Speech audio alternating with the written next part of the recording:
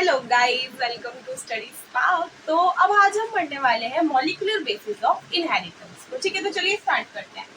Molecular basis of inheritance में इन lecture 1 हमने पढ़ा था कि बेसिक टर्म्स जैसे कि व्हाट इज द जीन के बारे में, और बहुत सारी चीजें पढ़ी थी हमने उसमें कि भाई कैसे डीएनए से आरएनए बनता है, डीएनए से जब डीएनए बनता है उस प्रोसेस को क्या कहते हैं, डीएनए से आरएनए बनता है उस प्रोसेस को क्या कहते हैं, और आरएनए से जब प्रोटीन्स बनते हैं तो उस प्रोसेस को क्या कहते हैं।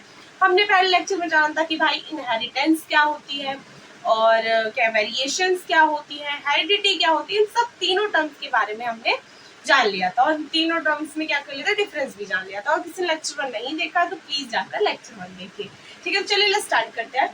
आज हम पढ़ने वाले हैं कि भाई होमोलोगस क्रोमोसोम्स क्या होते हैं, है ना। इनके बारे में हमने पिछले क्लास में भी जाना था, बट आज भी हम इनको पढ़ेंगे इन डिटेल। तो व्हाट इज होमोलोगस क्रोमोसोम्स। देखिए, जब हम क्या करते हैं, गैमेट्स बनाते हैं, उस टाइम एक गैमेट होता है मेल का, एक गैमेट होता है फीमेल का। एक मिनट, इसको बंद कर। तो एक गैमेट होता है मेल का, एक गैमेट होता है फीमेल का। 23 क्रोमोसोम्स मेल्स के आते हैं और 23 क्रोमोसोम फीमेल्स के आते हैं। ठीक है, अब 23 क्रोमोसोम जो मेल के आते हैं और 23 क्रोमोसोम फीमेल के आते हैं, ये आपस में होमोलोगस होते हैं। होमोलोगस मीन्स कि होमोलोगस मीन्स, होमो मीन्स समझो, होमो मीन्स होता है सेम। अब मैम किस चीज में सेम, ये जो क्रोमोसोम होते हैं एक दूसरे के होमोलोगस होते हैं, मतलब कि ये सेम साइज शेप और इनका क्या होता है, इनका जो स्ट्रक्चर होता है ये भी क्या होता है, सेम होता है। एंड स्ट्रक्चर में क्या होते हैं, ये सेम होते हैं। ये दोनों जो 23 मेल से आए और 23 फीमेल से आए, ये दोनों आपस में होमोलोगस क्रोमोसोम्स होते हैं। ठीक है, ऐसा होता है, इसका क्रोमोसोम नंबर 1 मेल से आया जो फीमेल से आया, ये आपस में होमोलोगस। 2 इससे आया, इससे आया, ये आपस में होमोलोगस। फिर 3 क्रोमोसोम इससे ये भी आपस में होमोलोगस। क्या होते हैं, same size shape and structure इनका क्या होता है, एकदम डिट्टो सेम होता है। ठीक है मैम, ये समझ में आ गया हमें। अब क्या होता है, इनकी जो जीन्स होती है ना, क्रोमोसोम में बेसिकली क्या होता है, डीएनए होता है, और डीएनए के छोटे छोटे पार्ट्स को हम क्या बोलते हैं, जीन्स बोलते हैं।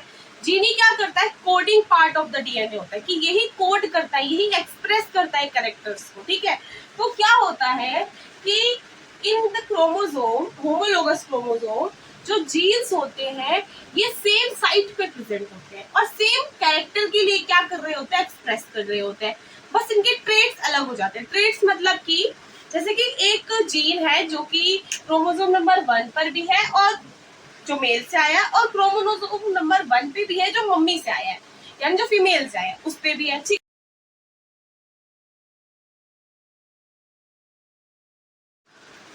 एकदम से ब्लूटूथ बंद हो गई। तो मैं कह रही थी कि दोनों ही क्रोमोसोम्स पे, जो मम्मी से आया उस पे और जो पापा से आया उस पे, उन दोनों क्रोमोसोम नंबर 1 पर जीन जो होगा वो सेम होगा, सेम लोकेशन पर होगा। जैसे मैं इस एग्जांपल से लेती हूँ, सपोज ये है क्रोमोसोम नंबर 1, ठीक है, जो कि पापा से आया है हमारे पास। क्रोमोसोम नंबर 1 या पैटर्नल क्रोमोसोम नंबर 1 ऐसे बोल सकते हैं। पैटर्नल क्रोमोसोम, पैटर्नल मतलब पापा से और मैटरनल मतलब कि मम्मी से आया है। ठीक है, ये मम्मी वाला क्रोमोसोम और ये पापा वाला क्रोमोसोम। देखो, इसको मैटरनल लिख देते हैं कि ये क्या है, मैटरनल क्रोमोसोम है। ठीक है, क्रोमोसोम नंबर 1 है और ये भी क्रोमोसोम नंबर 1 है। ये क्या है, आपस में होमोलोगस है। ठीक है, अब ये एक लाइन है कि दे पोसेस, जो मैं आपको समझा रही हूँ कि they possess same gene at same locus या लोकेशन, सेम लोकेशन। ठीक है, सेम जीन जो कि क्या करते हैं, सेम कैरेक्टर के लिए एक्सप्रेस, ठीक है, सेम कैरेक्टर के लिए एक्सप्रेस करते हैं। They possess same gene that coded same character at same location. जैसे कि ये क्रोमोसोम नंबर 1 है पापा का, ये मम्मी का, तो इसने बोला है कि प्रोसेस करेंगे सेम। ये पता है डिट्टो सेम होते हैं, बट मैं स्ट्रक्चर और शेप साइज नहीं बना पाई, बट आप समझे दोनों शेप साइज और स्ट्रक्चर में क्या है, एकदम डिट्टो सेम है। अब बोल रहा है दे पोसेस सेम जीन, तो भाई यहाँ पर एक जीन है भाई, मैंने यहाँ पर बोला कि ये एक जीन है, और मैंने बोला ये भी, और सेम जीन यहाँ पर भी है। मतलब होमोलोगस से तो भाई सब कुछ सेम होगा ना। अगर इसने एक हेयरबैंड लगा रखा है तो उसने भी एक हेयरबैंड लगा रखा होगा। ट्विंस देखिए आपने, सेम वही है केस। ट्विंस क्या करती है, एकदम सेम डिट्टो सेम होती है। अगर मम्मी ने इसके हेयरबैंड लगाया तो उसके भी हेयरबैंड लगाती है ना, तो ताकि ट्विंस लगे। वैसे ये है, मैंने इसके एक हेयरबैंड लगाया, इसके एक हेयरबैंड लगाया, उसके ही बालों में लगाया, उसके ही बालों में, तो वही है कि दोनों के जीन्स सेम है, दोनों जीन्स एक ही कैरेक्टर के लिए एक्सप्रेस करेंगे और सेम लोकेशन पे मिलेंगे। लोकेशन भी सेम है, कैरेक्टर भी क्या होगा, सेम होगा। कि अगर मैंने बोला कि ये वाला जीन मेरा हेयर कलर के लिए एक्सप्रेस कर रहा है, हेयर कलर के लिए एक्सप्रेस कर रहा है, तो भाई जो ये वाला जीन है ना, मेरा ये वाला जीन भी किसके लिए एक्सप्रेस करेगा, ये वाला जीन भी मेरा हेयर कलर के लिए क्या करेगा, एक्सप्रेस करेगा। ठीक है, ये बात समझ में आई। बट एक चीज डिफरेंट होती है, वरना फिर क्यों आए ये दोनों, फिर स्वयं क्यों आ जाते। एक चीज इसमें डिफरेंट होती है कि दोनों हेयर कलर के लिए तो करेंगे, दोनों का जीन सेम लोकेशन पे, बट ये वाला जो जीन है ये ब्राउन हेयर कलर के लिए करेगा। इसमें से कोई सा भी डोमिनेंट, कोई सा भी रिसेसिव हो सकता है। ठीक है, और ये वाला जो है ये ब्लैक कलर के लिए कर देती है, ब्लू बोल देती है, ब्लू कलर के लिए, एकदम यूनिक ब्लू कलर के लिए क्या करेगा, एक्सप्रेस करेगा। अब भाई जौन सा डोमिनेंट होगा वो वाला कलर बेटे में आ जाएगा या बेटी में आ जाएगा, है ना। बच्चे में वही कलर आ जाएगा जो इन दोनों में से डोमिनेंट होगा। ठीक है, तो ऐसा होता है कि homologous chromosome gene same process करते हैं, जो जीन एक सेम कैरेक्टर के लिए एक्सप्रेस करेगा। ठीक है, वो भी सेम होता है, मतलब सेम जीन प्रोसेस करते हैं और सेम कैरेक्टर के लिए ही वो दोनों जीन्स क्या कर रहे होते हैं, एक्सप्रेस कर रहे होते हैं। ये भी हेयर कलर के लिए, वो भी है, बट उन दोनों का ट्रेड्स यानी वो कौन सा कलर दिखाएंगे इन फ्यूचर वो अलग अलग होता है। इनको ट्रेड्स बोलते हैं। ये जो है ये तो क्या है, ये तो हमने क्या बोला कि ये तो जीन है। किस टाइप का जीन है, तो भाई जीन जो है हेयर कलर के लिए, बट ट्रेड क्या हो सकता है, ब्लू और ब्राउन, तो ब्लैक, ब्राउन, हाँ तो ब्राउन, ये ट्रेड अलग अलग हो सकते हैं। जो सा डोमिनेंट होगा वही आ जाएगा। ठीक है, अब मैं एक चीज और बताती हूँ कि जो जीन होता है वो हमारा कोडिंग पार्ट होता है, यही कोड करेगा। ये क्या है, डीएनए का कोडिंग पार्ट ऑफ डीएनए क्या करेगा, यही कोड करेगा, कोडिंग पार्ट ऑफ डीएनए। ठीक है, डीएनए का कोडिंग पार्ट होता है, यही क्या करेगा, कोड करेगा। कोड मतलब कि जैसे कोई इस पे ये कैरेक्टर है तो ये कैरेक्टर कोड करेगा, मतलब कि दिखाएगा। यही जीन जो होता है यही काम करता है। ठीक है, अब नेक्स्ट है कि भाई जीन जो होता है वो क्या, जीन को ना सबसे पहले जिन्होंने किया था ना, डिस्कवर किया था, किसने किया था, मेंडल ने इस जीन को क्या बोला था, फैक्टर बोल दिया था। इन्होंने क्या टर्म दे दी थी इस जीन के लिए, फैक्टर टर्म दे दी थी। ठीक है, अब यही जीन जो होता है यही होता है हमारा यूनिट ऑफ इनहेरिटेंस। यही जीन जो है, अब देखो मैंने बोला मम्मी पापा के गैमेट्स आए, उनमें क्या थे, क्रोमोसोम थे, 23 क्रोमोसोम मम्मी के, 23 क्रोमोसोम पापा के। बट उन क्रोमोसोम्स के अंदर भी क्या था, हमारा डीएनए, और डीएनए की सबसे छोटी यूनिट है हमारी जीन, जो कि क्या करेगी, कोड करेगी, और यही क्या करेगी, कैरेक्टर्स को इनहेरिट करेगी। ये जो कैरेक्टर्स है, ये वाला पापा का कैरेक्टर की, पापा के पास ब्राउन हेयर है, मम्मी के पास ब्लू हेयर है। ठीक है, बट ये जीन बताएगा ना कौन सा जीन डोमिनेंट होगा, वही कलर आ जाएगा। तो यही जीन जो है पापा मम्मी के कैरेक्टर्स आप में पास ऑन कर रहा है ना, इनहेरिट कर रहा है। तो मतलब कि ये जो जीन होता है यही क्या होता है, यही होता है हमारा यूनिट ऑफ इनहेरिटेंस। क्या होता है, यूनिट ऑफ इनहेरिटेंस। अब मैंने आपको बताया, ठीक है, यूनिट ऑफ इनहेरिटेंस। अब मैंने बोला कि ये जीन बिल्कुल डिट्टो सेम है, बट एक कलर, एक चीज डिफरेंट, लेकिन इनके ट्रेड्स, ये जो है ना, ये ब्लू है, ये ब्राउन है, तो स्लाइटली डिफरेंट जीन को हम क्या बोल देते हैं, स्लाइटली डिफरेंट जीन्स को हमने क्या बोल दिया, हमने क्या बोल दिया, अलील। क्या बोला हमने, अलील। ठीक है, कि ये दोनों क्या है, अलील है। ठीक है, इन दोनों जीन्स को हम आपस में क्या बोलेंगे कि ये क्या है, अलील है। ठीक है, तो ये है। अब होमोलोगस क्रोमोसोम्स के बारे में मैंने सब कुछ आपको एकदम डिटेल में बता दिया, आई होप सब अच्छे से समझ आ गया। ओके, अब हम नेक्स्ट टॉपिक पे मूव ऑन करते हैं। अब आता है फिनोटाइप और जीनोटाइप। क्या होता है फिनोटाइप और क्या होता है जीनोटाइप, ये हम अब डिस्कस करेंगे। चलिए स्टार्ट करते हैं। हाँ, फिनोटाइप और जीनोटाइप से पहले मैं आपको एक चीज और बता देती हूँ, इसको रब कर देती हूँ कि what is character, what is trait, है ना। ये अभी थोड़ा सा आपको क्लियर करना रह गया, इसको मैं क्लियर कर देती हूँ। तो what is character and what is trait, what is character and what is trait. Character होता है जैसे कि आपने कोई बोला फीचर, मैंने बोल दिया आईज कलर, तो ये क्या है, फीचर है। कैरेक्टर को हम क्या बोल सकते हैं, फीचर बोल सकते हैं। और फीचर कैसा है, ठीक है, फीचर कैसा है, फीचर किस टाइप का है, उसको हमने क्या बोल दिया, ट्रेट है। फीचर कैसा है, जैसे कि आईज का कलर कैसा है, वो क्या हो गया, ट्रेट। बट आईज का कलर इज अ कैरेक्टर, ठीक है। ये आईज का कलर क्या है, कैरेक्टर। हेयर का कलर क्या है, कैरेक्टर, ठीक है। अब नोज बड़ी है छोटी, क्या है, कैरेक्टर, ठीक है। बट ट्रेट्स क्या हो गई कि फीचर कैसा है, मेरे बालों का कलर कैसा है, ब्लैक है, ब्राउन है, ठीक है, ब्लैक है, पिंक है, ठीक है, ये क्या है, और ट्रेट्स, ठीक है। अब मैंने बोला स्लाइटली डिफरेंट जीन्स को मैंने क्या बोला, अलील्स।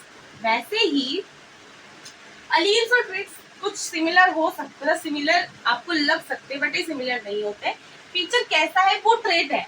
बट ये जो जीन्स की ये जो जीन्स है स्लाइटली डिफरेंट फॉर्म है ना, ये डिफरेंट फॉर्म है ना, कि भाई ये वाला जीन हेयर कलर के लिए कोड कर रहा है, ये भी हेयर कलर के लिए कोड कर रहा है, सेम ही है ना, सिमिलर ही है ना।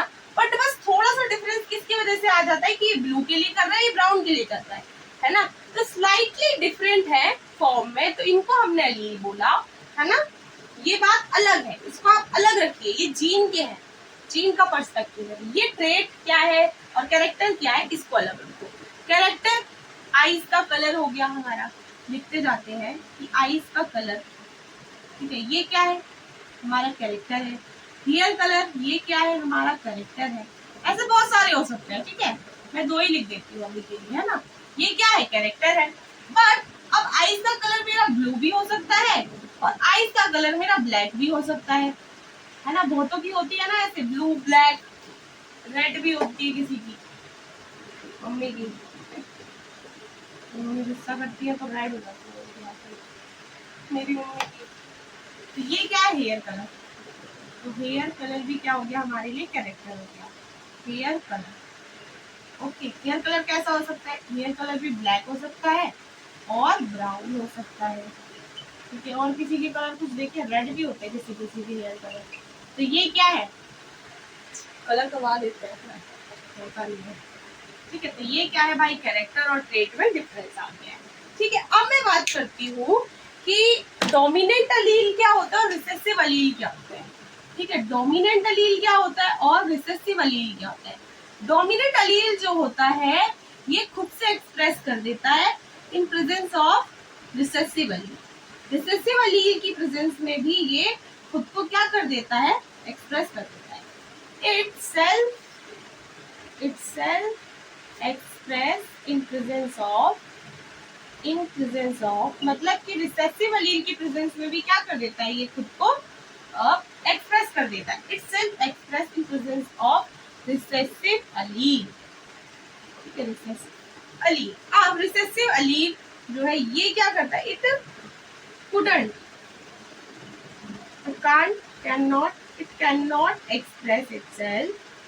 cannot express itself in presence of dominant allele।